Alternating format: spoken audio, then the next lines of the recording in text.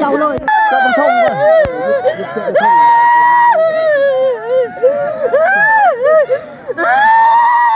ไปพี่น้องเพิ่นบ่ได้เอาเทียนมาใส่เพิ่นก็เลยคิดว่าดวงวิญญาณเพิ่นยังบ่มานี่เพิ่นใส่เทียนแล้วพี่น้องเอ้าหาเบิ่งนำกันคือว่ากองนี่โดนเติบไปพี่น้องบ่มีผู้ใดห้องให้เพิ่นปุ๊บอย่างเดียวพี่น้อง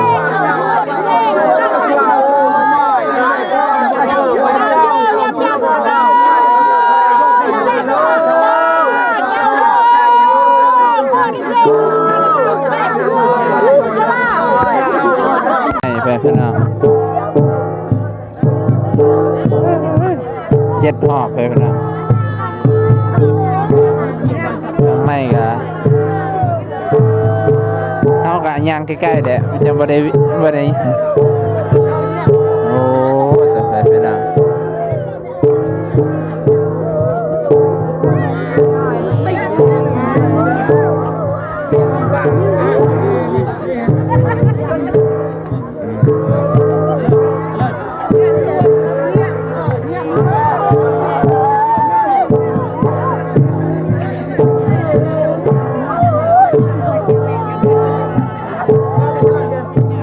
เริ่มจะเป็นหัวแล้ว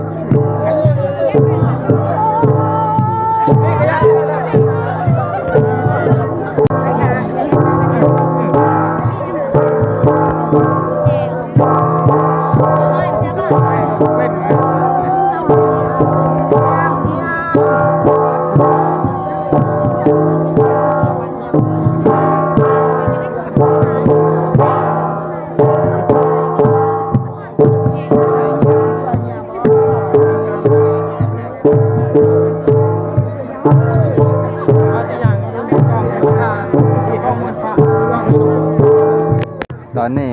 เคยกะเริ่มร้ายขึ้นไปพี่น้องคนที่แห่อ้อมเนี่ยมิติเคยเท่านั้นเลยไปพี่น้องคนใดที่เป็นเคยก็ต้องมาแห่อ้อมพร้อมเดือกับตีกองเปลี่ยนกันมาสันเถอะตีกองเปลี่ยนกันจนเบิดมือเบิดเว้นไปเลยเบิดคืนไปพี่น้องนะตอนนี้เพิ่นกำลังแห่อ้อมเปลี่ยนกันตลอดนะพี่น้องเปลี่ยนกันแต่ตอนนี้เคยกกคนน่ะเคยกกตีเป็นก็เลยให้เคยกกตีลองเบิ่งเพื่อให้คนต่อๆไปจะได้จับจังหวะเป็นนะ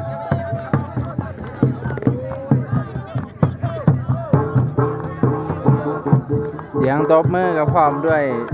ข้างหลังพี่น้อง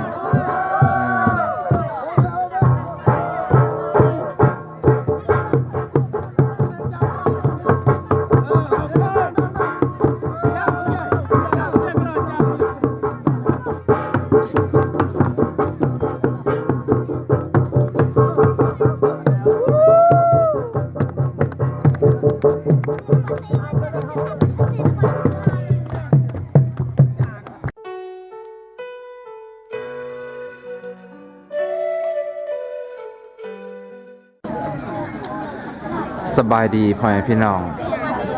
เบิดสุขุสุขคนยินดีต้อนรับเข้าสู่ส่องเบานงพ่อแม่พี่น้อง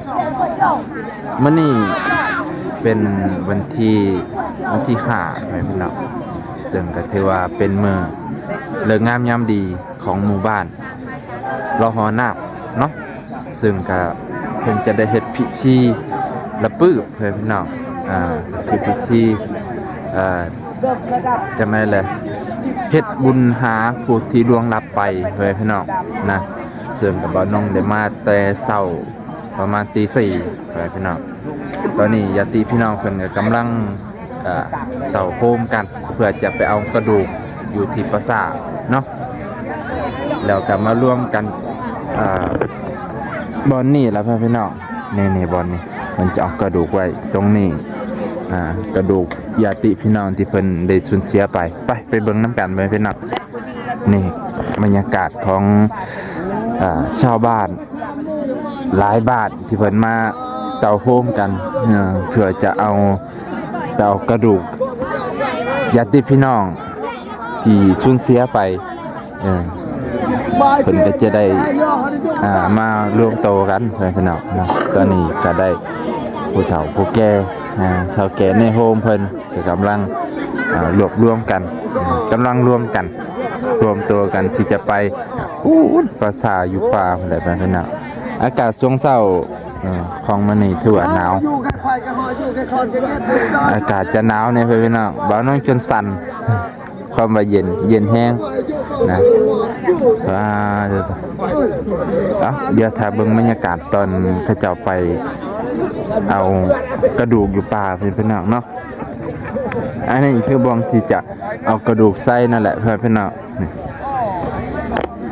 กระดูกเพิ่นก็จะบ่ได้ใส่บ่ได้เอามาหลายดอกเพื่อนน้องเพิ่นจะเอามาน้อยนึ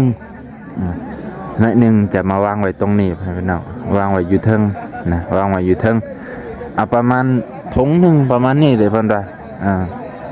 ส่วนทางนอกนี่เพิ่นจะเอาผ้าขาวผ้าหน้าให้ผู้ที่ล่วงลับไปได้กินได้รับว่าซั่นเถอะเนาะเฒ่าแก่ในโฮมมันกำลังเตรียมตัวไปเบิ่งบรรยากาศตอนนั้นให้พี่น้องอากาศช่วงนี้ก็หนาวเติบให้พี่น้องเพิ่นก็ใส่เสื้ออุ่นๆเบาน้องเว้าก็ยังสั่นบ่พี่น้องว้าตัวตอนนี้เพิ่นกำลังจะไปปราสาทแล้วพี่น้องคือเฒ่าแก่ในโฮมเพิ่นก็ได้พาลูกบ้านไปแล้วไปน้ำกันให้พี่น้องไปเบิ่งน้ำกันบรรยากาศ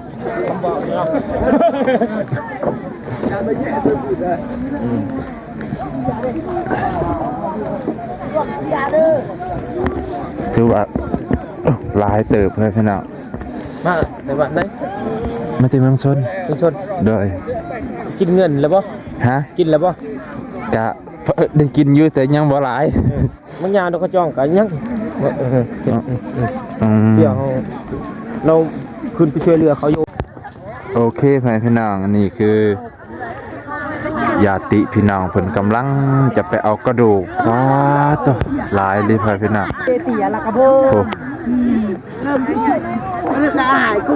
ญาติพี่น้องเพิ่นกำลังไปเอากระดูกเด้อพี่น้องตอนนี้กำลังสิย่างเข้าไปในป่าตัว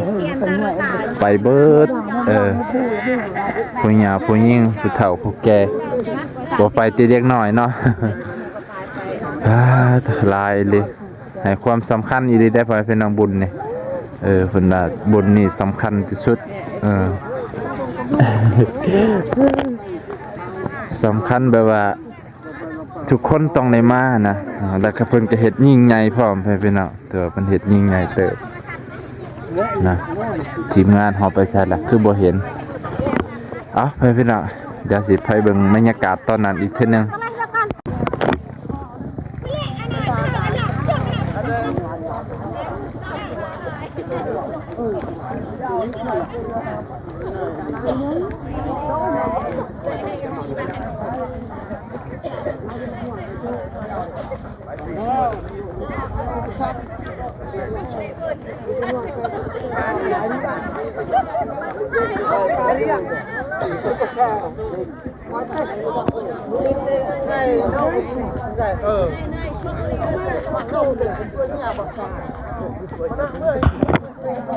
โอเค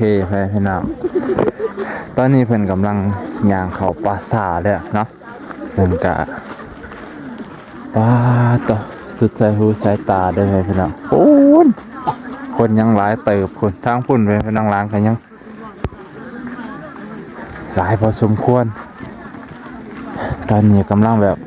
ผู้ใดไปก่อนก็สิได้ฮอดสิไปจองบอนก่อนเนาะแบบญาติพี่น้องเจ้าของนั่นแหละ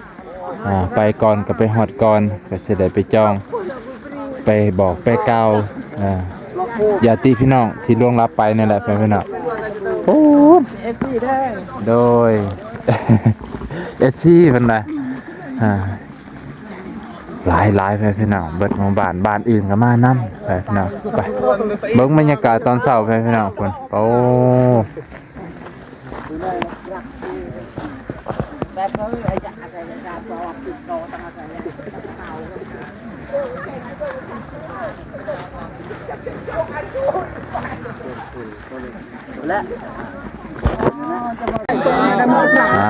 ตอนนี้กำลังห้องไห้พี่น้องเกิดอะไรขึ้น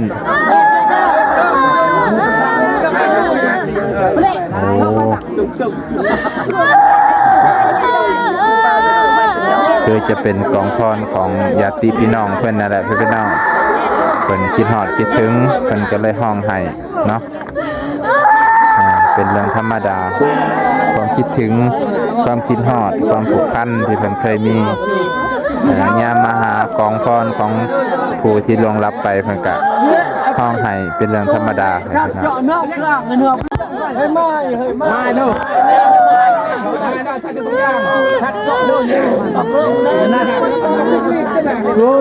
Rồi hắn ta mài mày phải chứ. Dạ chua hay là tam hà.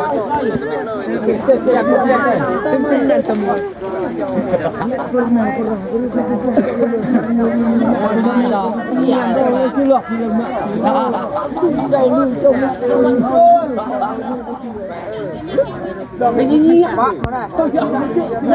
bạn nặng cái cho cái.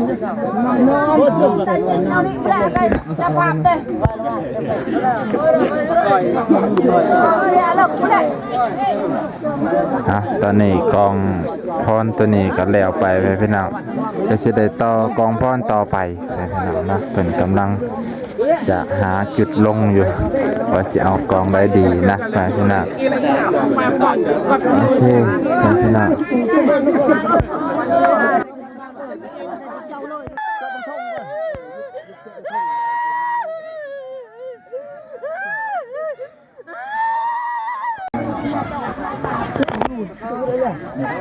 เรื่องอะไรมันออกมีดับมันก็โดนเด็กมาในมันก็เป็นกล่องโลกก็ต้องก็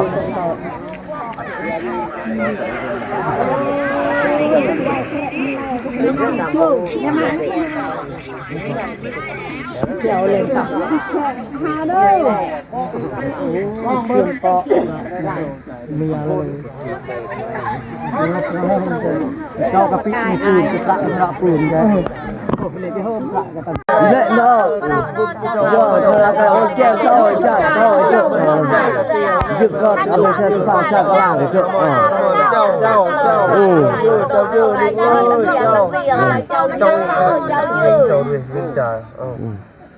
nhưng bọ nhục luôn nó gọi cho tâm lý bọ chuyện sống chứ nhưng bọ ô ăn được bọ ăn được củ bạc nó tiền ăn phải chun cho bọn đây rồi đủ ơi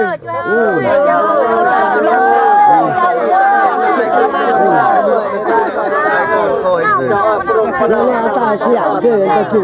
mà cả chào mà cả con chào chào con lên cái chầu lên cái chầuพี่น้องตอนนี้เพิ่นกำลังวิญญาณของผู้ที่ล่วงลับไปนะพี่น้องเพิ่นว่าถ้าแล้วยังแบบยังบ่ซูนยังบ่ถึงยังบ่ห้องให้บางคนก็ว่ายังบ่มานะวิญญาณยังไปไกลบางคนเข้าเดียวกับวิญญาณตามจิตตามใจลูกหลานแบบห้องให้ทันทีถือว่าโอเคแล้วถือว่าสามารถเมื่อได้เพิ่นเอาแค่ผุยดินพี่น้องผุยดินน้อยนึงพอเป็นพิธีเอาเศษขี้เถ้านั่นแหละเพิ่นเอาเศษขี้เถ้าเพื่อเฮ็ดพิธีพี่น้องเพิ่นก็บ่ได้เอากระดูกแต่คนที่หามนะคนนั้นไม่ลำเดียวไม่ลำเดียวกะจะใส่ทุกๆคนอันนู้นก็ปิดแค่นั่งกุจิตนาหมองโง่มาอะไรในกันโง่แล้วได้ยะตอนนี้หาคนที่ไปแล้วแต่บ่ฮู้ว่าเป็นลมหายใจจากก็บ่ฮู้คือกันนะบ่ฮู้ก็คงเพิ่นคือสิไปทั้งอื่นแหละแต่บ่ฮู้ว่าเพิ่นอยู่ไสไปไสเพิ่นก็สิหาเบิดไปเพิ่นเนาะเป็นแบบว่าจิตวิญญาณดวงวิญญาณคนที่ลมหายใจจากมาหักจับเอาให้เมื่อมาให้มารับส่วนบุญส่วนกุศลในมื้อนี้ว่าซั่นเถาะนะอันนี้เพิ่นก็หาอีกคนนึงครับนะ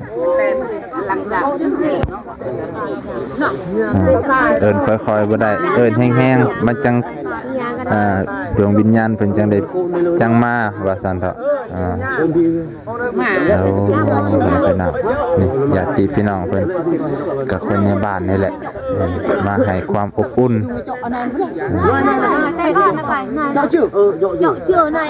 เพิ่นสิบ่ลงกันบ่เนาะซองคือกันเพิ่นบ่ลงกันบ่เพิ่นโอ้เพิ่นเขียนชื่อใส่ให้พี่น้องเด้หัวหน้าเพิ่นเขียนชื่อใส่ว่าเป็นของไผยามไปปรงไว้สิบ่ลงกันตอนนี้เพิ่นกำลังเอิ้นชื่อ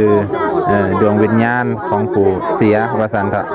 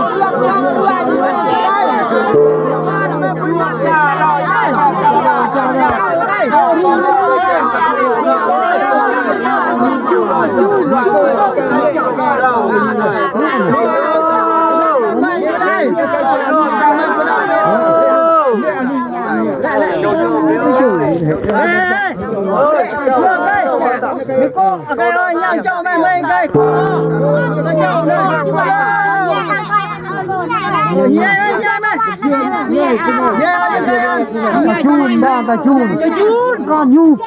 อันเรื่อยก่อนโอเคดัง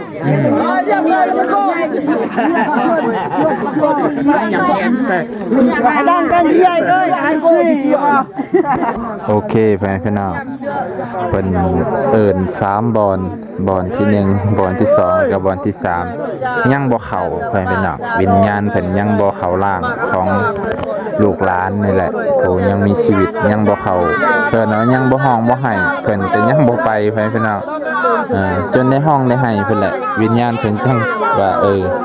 มาตามคิดตามใจของลูกหลานไอ้ท่านเถาะเพิ่นจังสิได้ไปหม้องใหม่ถือว่าต่อเพิ่นวิญญาณเพิ่นยังอยู่ไกลว่าซั่นเด้อเพิ่นก็เลยต้องเอิ้นอีกพี่น้องเอิ้นจนว่ามีผู้ห้องผู้ให้เพิ่นแหละเนาะไปเบิ่งน้ำกันพี่น้องพี่อาจจะเบิ่งนะอยู่อ่ะย่อง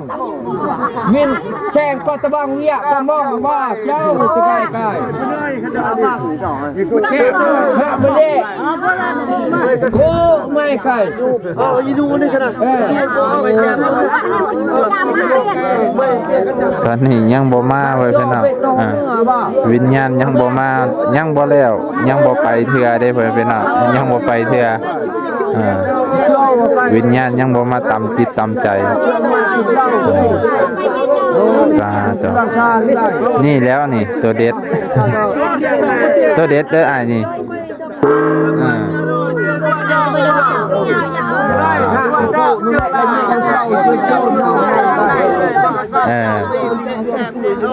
สุดอายมันคักเลยไปนะ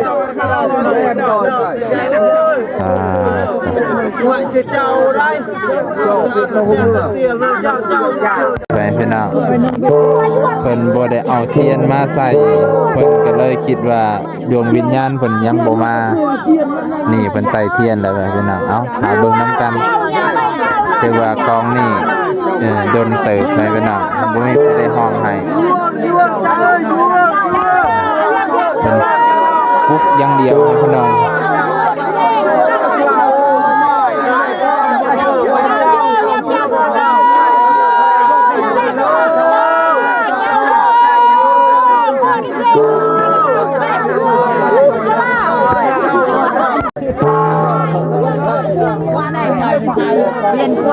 ตอนนั้นเป็นตะเกียวแหลมกว่าแหลนะ ทั้งคุณแบบวิญญาณไปเกาหลีเพิ่น เรียนกล้วยแม่เพื่อนนั้น เปลี่ยนคนเลยแม่น่ะเปลี่ยนคนแล้วเปลี่ยนคนเอิ้นแล้วเอาผู้รักผู้ใหญ่บัดนี้ พูดธรรมะก็ไหว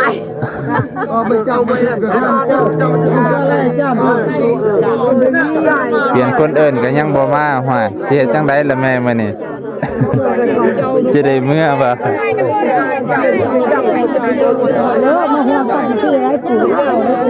เนาะ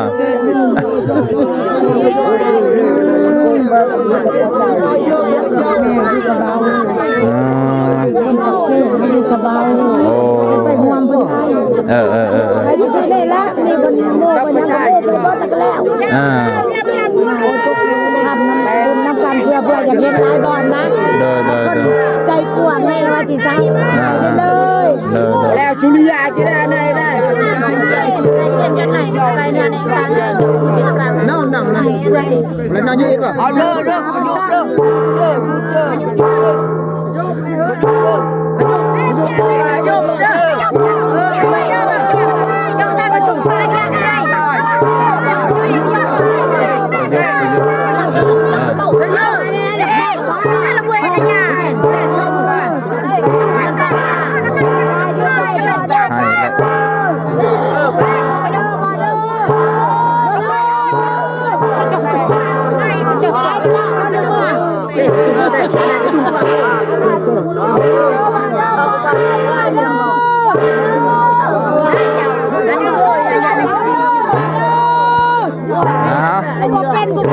สำเร็จแล้วบัด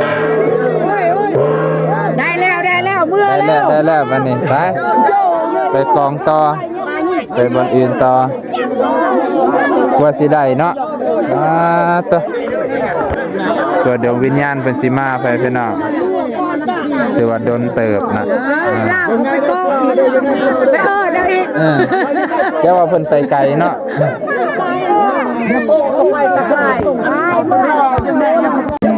สามกองพ่อแม่ลูกบ้านนี้ลูกบ้านนี้ไปพี่น้อง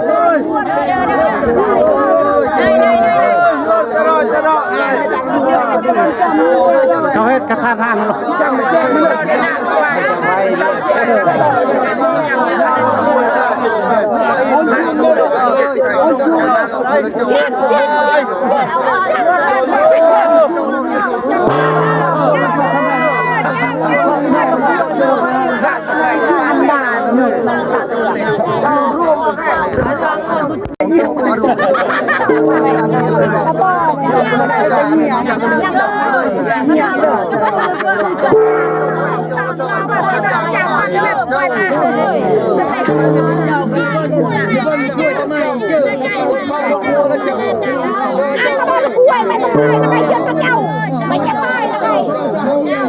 เฮ้ยตาใครเอาพวกไปจับเอาพวกไปเอาพวกไปจับตัวนี้กันพวกไปเลยใช่ไหมเอาพวกไปจับเจ้าสบายเลยพวกอินไปเลยจะรอเลยรวดมาสบายจังวิญญาณไปไกลโหดเนาะไกลโหดบางทีไปเกิดบ้านใหม่ก็มีบางทีไปชูเมียคือเขาพันว่าไปชูเมียเดินลาประทันมาเดินเขาไปเอิญนี่คนข้างคุกอะไรคิดเห็นนะเขาคิดว่าเมียตายเลยโอ้เจอคุณเข้าลูก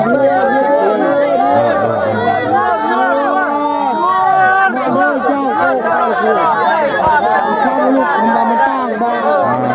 คุณเมียหลังมันต้องมาแ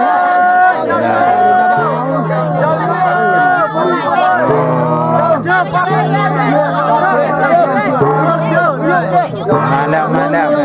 าแล้วอันนี้ใจบนพูดลูกออกพูดเนี่ยจับเนี่ยบน วิญญาณมาแล้วนะวิญญาณมา มาแล้วโอเคอ่ะถือว่าดวงวิญญาณเพิ่นก็มาสู้เมียเพิ่นแล้วใครเพิ่นเนาะเพิ่นก็ได้ห้องให้ความคิดฮอดคิดถึงไปกองพรต่อไปใช่ไหมเนาะเพื่อสิแล้วโอเคใช่ไหมเนาะตอนนี้กำลังสิหาบเมื่อแล้วเนาะเคยหาบเมื่อแล้วเด้อบักหาบอัฐิกระดูกของญาติพี่น้องเพิ่นไปเมื่อน้ำกันวันนี้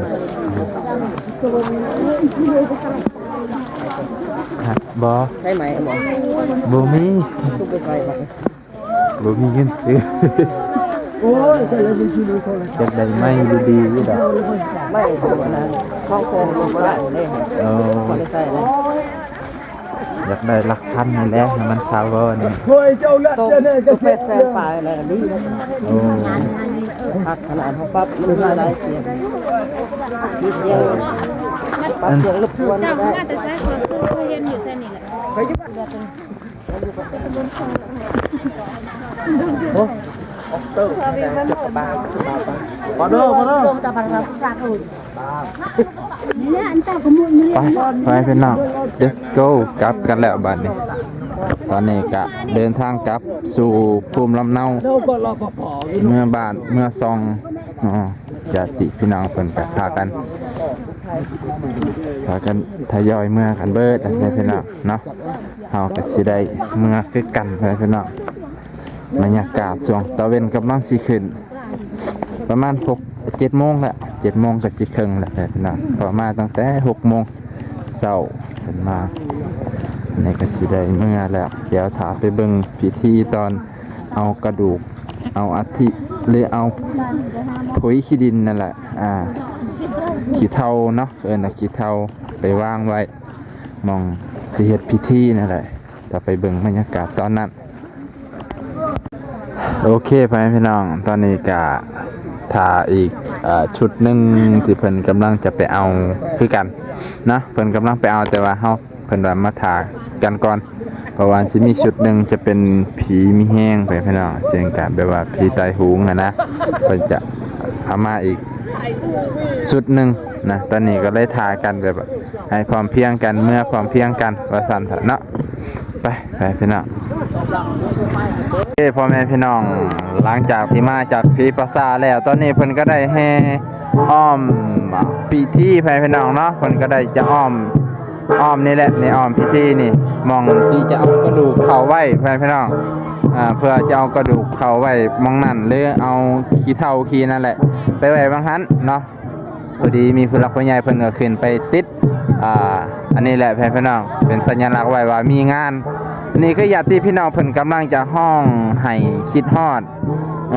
ผู้ที่ล่วงลับไปนะพี่น้องเพิ่นก็ห้องให้ด้วยจิตวิญญาณที่เพิ่นคิดฮอดคิดถึงนั่นแหละพี่น้องตอนนี้เพิ่นกำลังเจนหอบบ่โอเคซั่นอ่ะเพิ่นให้อ้อมเพราะว่าเฮามาแต่ภาษาเนาะโอเคเอามาแต่ภาษาเนี่ยเขาต้องได้อ้อมไปพี่น้องเพราะว่าเป็นฮีตเป็นอันนั้นเขาก็เกินความเชื่อมือแล้วเคยแรกก็จะเป็นนักก็ต้องห้ามนักก็ต้องหาบหยาบก็ต้องดึงตอนนี้เป็นกำลังห้องให้ไปพี่น้อง7 หอบไปพี่น้องไม่ก็เขากะย่างใกล้ๆเด้จะบ่ได้โอ้จะไปน้อง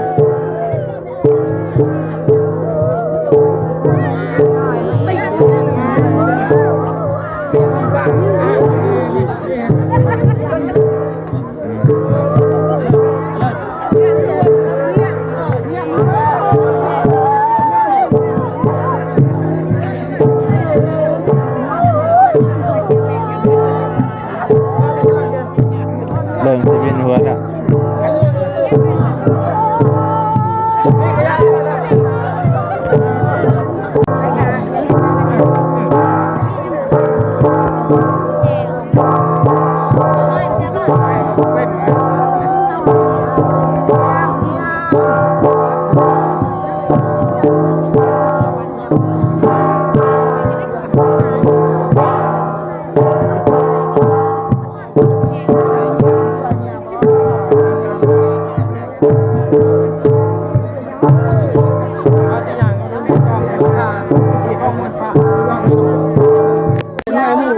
น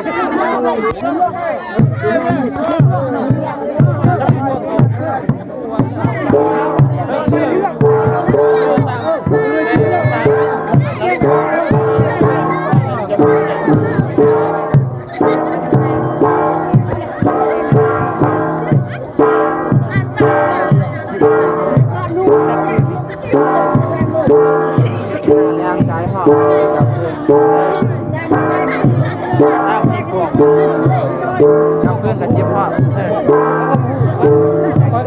ได้ก็ว่าวันนี้ได้ไปน้ำเลย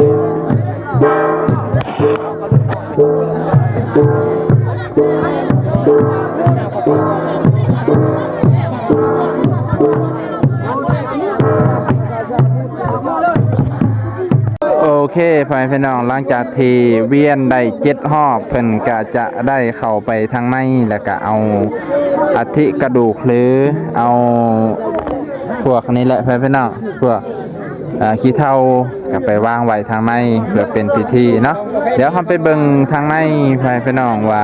เพิ่นสิปรงไว้มองใดตอนนี้เพิ่นก็กำลังจะเอาไปวางไว้เดี๋ยวเราก็ไปอยู่ทางพุ่นนี่ก็ถือว่าเพิ่นกำลังจะกะเกียมสถานที่นี่เพิ่นสิวางไว้แบบนี้ไปพี่น้อง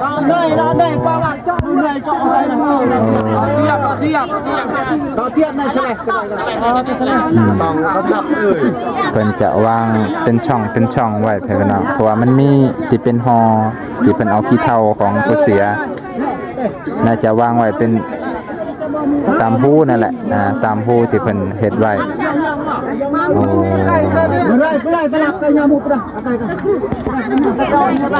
อันนี้ก็คือญาติพี่น้องที่เพิ่นกำลังเฮ็ด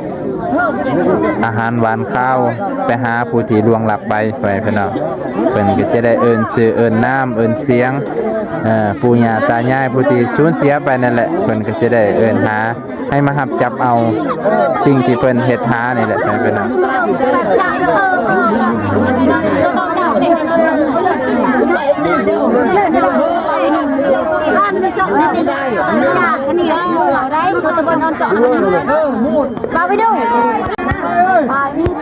ตอนนี้เพิ่นกำลังเอาขี้เถ้าวางไว้มองเป็นเพื่อนนะเพิ่นน่ะเป็นเพื่อนน่ะเนาะเพิ่นสิวางไว้แต่ละซองมีเงินคำดำแก้วเพิ่นก็เอาไว้หั่นเพื่อให้เพิ่นผู้ที่ตายนั่นมารับจับเอาบางคนก็ใส่ 10,000 20,000บางคนก็ใส่ตามกำลังเจ้าของพี่น้องแต่ว่าเป็นเงินที่จะมอบให้เพิ่นพี่น้องนะเพิ่นก็ป้อนข้าวตามช่องของพี่น้องเจ้าของนั่นแหละพี่น้อง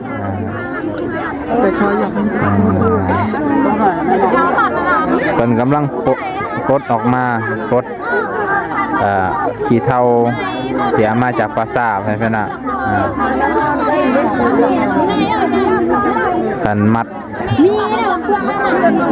เป็นบัวดานั่นเนาะปลดออกยากแน่เพราะว่าไม่เห็นเป็นนั่นส่วนลายมีแต่เครื่องใส่เครื่องซอยที่เพิ่นมาเกินมาเฮ็ดบุญหาเพิ่นน่ะจะมีเครื่องใส่ในบ้านนั่นแหละเป็นหลักจะมีช่วยโทโอซามหม้อแหกแต่กระโปะว่าซั่นเถอะจะมีพวกหม้อนึ่งข้าวถ้วยต่างๆว่าซั่นเถอะที่เฮาใส่ในครอบครัวนั่นแหละเพิ่นน่ะเพิ่นก็ใส่เพิ่นก็จะวางไว้ให้เพิ่นมารับเอาว่าซั่นครับให้เทียนเพิ่นพี่น้องตอนนี้เพิ่นกำลังจะตีกลองอ้อมมองพิธีนี่แหละเพิ่นพี่น้องคนที่ตีกลองนี่ก็คือเคยนะเพิ่นพี่น้องเคยอันนี้คือเคยแล้วเพิ่นพี่น้องเพิ่นกำลังตีกลองตีเริ่มตั้งแต่นี้จนฮอดมื้อเช้าบ่ได้เพิ่นพี่น้องจะเปลี่ยนกันตลอด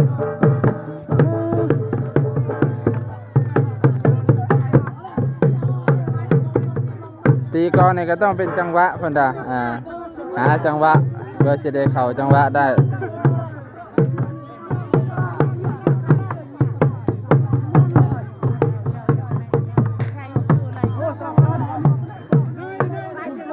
เคยเด้ออยู่เคยไงเลยนี่เด้อ เคยเพิ่นน่ะเคยออกมาเบิดเพิ่นน่ะ เด้อสาวไปเคยเอามาบ่เด้อก่อนสมัครได้เด้อเออได้อยู่ใช่เอาก็บ่ได้ยาได้ก็ดี ผู้ใดเป็นเคยออกมาเพิ่นน่ะ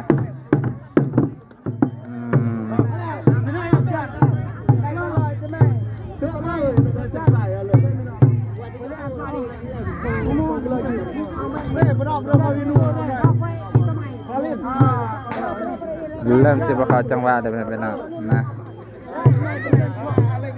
เด้อ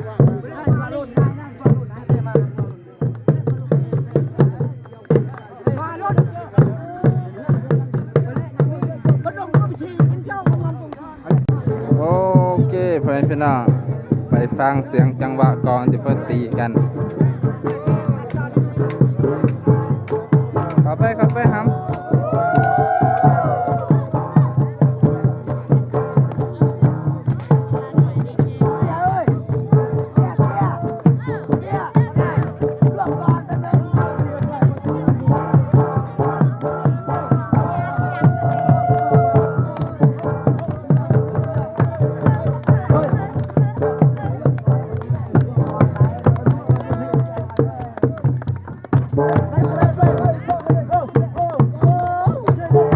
ตอนนี้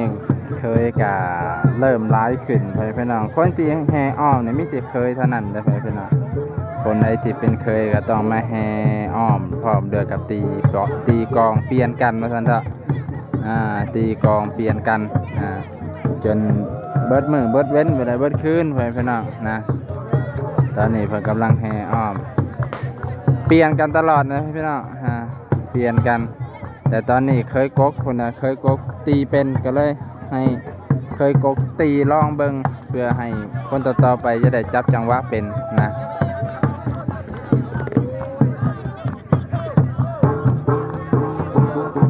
เสียงตบมือกับพร้อมด้วยข้างหลังพี่น้อง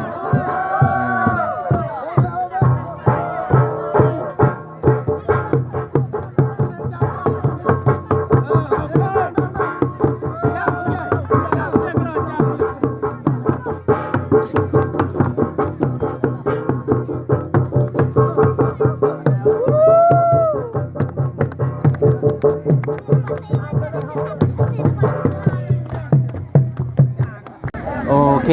พี่น้องหลังจากที่กาเฮ็ดพิธีแล้วเนาะหลังจากที่เอากระดูกมาแต่ปราสาทเพิ่นก็ได้มาไว้มองนี้มองที่จะเฮ็ดพิธี